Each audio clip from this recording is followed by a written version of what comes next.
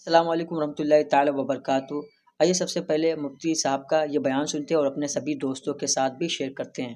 اللہ کے حبیب صلی اللہ تعالی علیہ وسلم نے فرمایا ہے لِكُلِّ شَيْءٍ قَلْبٌ وَقَلْبُ الْقُرْآنِ یاسین، ہر چیز کا ایک دل ہوتا ہے اور قرآن کا دل سورہ یاسین ہے۔ بے شک یقیناً سورہ یاسین قرآن عظیم کا دل ایسے ہے کہ ہزاروں دلوں میں اتر بھی جاتا ہے، اور ہزاروں نہیں کروڑوں دلوں کا سکون ہے۔ یہ ہماری آنکھوں کی جیلا ہے، ہماری روح کی غذا ہے، ہماری بیماریوں کی شفا ہے، اور ہم سب کے لیے غذا بھی ہے، دوا بھی ہے، شفا بھی ہے۔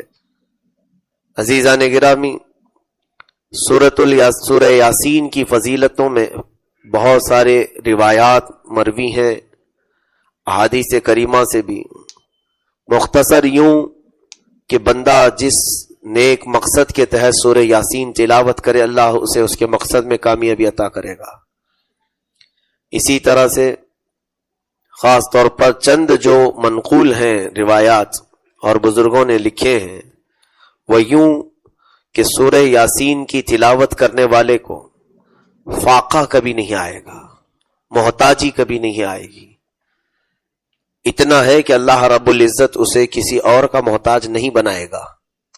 سورہ یاسین کی تلاوت کی پابندی کرنے والا دوسروں کے سامنے ذلیل کبھی نہیں ہوگا، اللہ رب العزت اس کو ہمیشہ سر بلند رکھے گا۔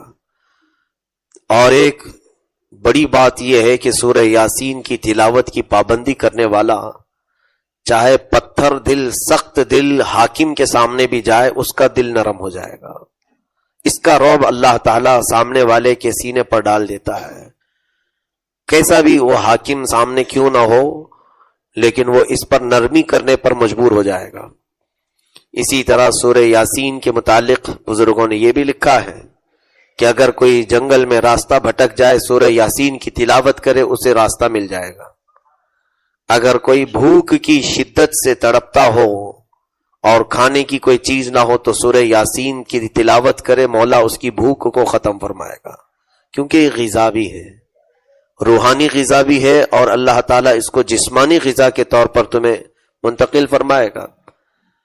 اور سب سے بڑی بات تو یہ ہے کہ سورہ یاسین کی تلاوت کرنے والے کا خاتمہ ایمان پر ہوگا، اس کی موت آسان کر دی جائے گی، موت آسان کر دی جائے گی۔ ہاں، یاسین پڑھے اور اس کی آیتوں پر عمل بھی کرے، اس کے لیے فضیلت ہے۔ قیامت کے دن سورہ یاسین اس کی شفاعت کرے گا۔ حتیٰ کہ سیدنا احمد بن حنبل رضی اللہ تعالیٰ عنہ کی وہ بات میں نے شاید اس سے قبل عرض کی ہے آپ سب کے سامنے۔ امام احمد بن حنبل نزع کے عالم میں تھے، سکرات کے عالم، لوگ سب تعزیت کے لیے آ بھی گئے تھے آپ کے پاس۔ آپ کی وہ جانکنی کا جو وقت ہوتا ہے، یہ بڑا کٹھن وقت ہے، اس کو ایکسپلین بھی کوئی کیسے کر سکتا ہے، کیونکہ اس وقت کے بعد تو پھر سارے لوگ دنیا سے چلے جاتے ہیں۔ نزع کی تکلیف کیسی ہوتی ہے، سکرات کا وقت کیسا ہوتا ہے، یہ بتایا بھی نہیں جا سکتا، بتانے والا تو دنیا میں واپس آتا نہیں، جس کو ہوئی ہے وہ سیدھے قبر میں چلا جاتا ہے۔ حتیٰ کہ بعض بزرگوں نے یہ کہا ہے اس کی تکلیف کو یوں اندازہ کر سکتے ہو کہ سکرات کے وقت اگر جسم پر مکھی بیٹھ جائے تو ایسا لگے گا کہ ایک پہاڑ بیٹھا ہے، اور اس کے لیے ایک بوند پانی ایک ندی پانی کے برابر لگتا ہے۔ ایک چمچ پانی یا تھوڑا سا چند قطرے پانی اسے ایک ندی بھر کے پانی کی طرح لگتا ہے، کہ اتنی شدت کی پیاس اور شدت کی تکلیف۔ ایسے حالات میں ایمان ڈگمگاتا ہے ہزاروں کا، وہ بہت ہی کٹھن وقت ہوتا ہے۔ آپ اندازہ کریں کہ یہاں ہم تھوڑی سی تکلیفوں میں اگر کوئی سہارا ملتا ہے تو اس کے پاس چلے جاتے ہیں، چاہے وہ کیسے بھی عقیدے کا کیوں نہ ہو، ہوتا نہیں ہے؟ بچہ بیمار ہے تو کبھی کسی کے پاس چلے گئے، مندر بھی چلے گئے، پتھر کے پاس بھی گئے، درخت کے پاس بھی چلے گئے، بس ہمیں سکون چاہیے، بیماری ختم ہونی چاہیے۔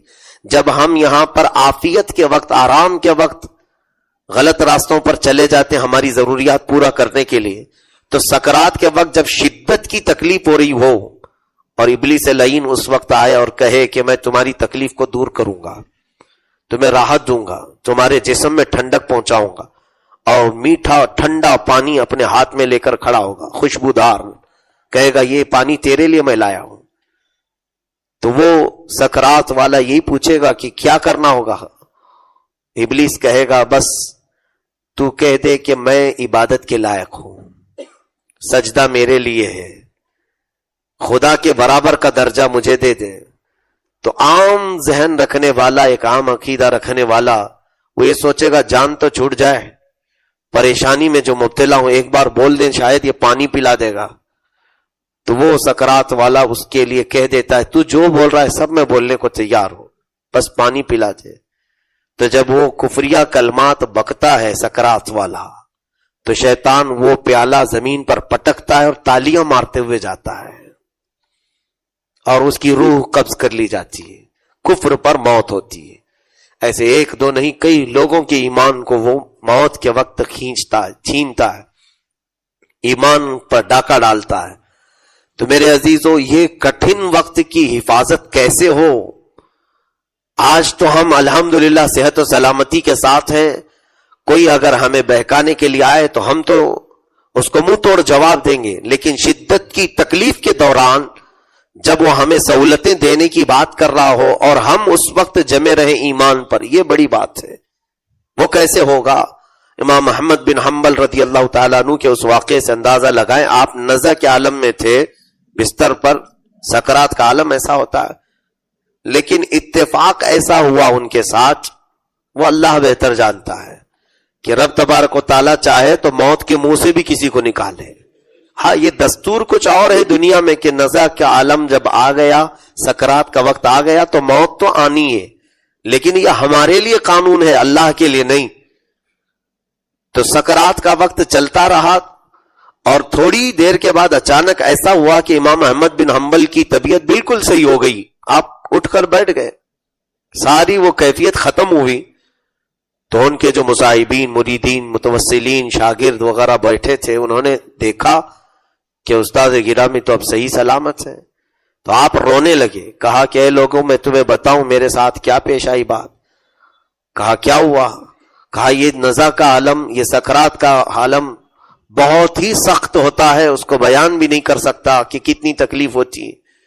میں انتظار میں تھا کہ موت آئے گی، لیکن نرخرے کی یہ تکلیف، جانکنی کی یہ تکلیف، اس شدت کے وقت مجھے بہت تیز پیاس لگی، اور اس وقت ابلیس لعین میرے سامنے کھڑا تھا اور آ کر کے مجھ سے، کس کی بات کر رہا ہوں؟ امام احمد بن حنبل کی، جن کو رسول کریم صلی اللہ علیہ وسلم کی 3 لاکھ حدیثیں یاد تھیں. اس امام کی موت کے وقت شیطان ان کے سرانے پر آ کر بہکاتا ہے، تو پھر عام لوگوں کا کیا حال ہوگا؟ اتنے بڑے پائے کے امام ہیں. وہ کہتے ہیں وہ مجھے گمراہ کرنے کی کوشش کرتا رہا، یہاں تک کہ میں تکلیف برداشت نہیں کر پا رہا تھا، اور ابلیس لعین کے ہاتھوں میں موجود پانی کو دیکھتا رہا کہ ایک بار یہ پلا دے. ظاہر سی بات ہے، شدت کی تکلیف میں کہیں سے کچھ ملے تو وہ مجھے بار بار اپنی طرف دعوت دے رہا تھا. میں اللہ کے حضور یہ سوچ رہا تھا کہ کہیں ایسا نہ ہو کہ میں اس کے بہکاوے میں آ جاؤں. اسی اثنا ایک خوبصورت نوجوان وہاں آیا. امام احمد بن حنبل فرماتے اس نے گھونسے لگا لگا کر کے شیطان کو مارنا شروع کیا، اور اتنا مارا کہ شیطان وہاں سے بھاگ گیا، قریب بھی نہیں آیا. اس نوجوان نے کہا اے احمد بن حنبل، فکر مت کر، میں تیری حفاظت کرتا رہوں گا. اس ابلیس لعین کو میں نے بھگا دیا. حضرت امام احمد بن حنبل فرماتے ہیں کہ میں نے پوچھا کہ یہ حسین جمیل نوجوان ہے کون ہے تو اس نوجوان نے کہا روزانہ جو تو تلاوت کرتا تھا میں سورہ یاسین ہوں، سورہ یاسین ہوں.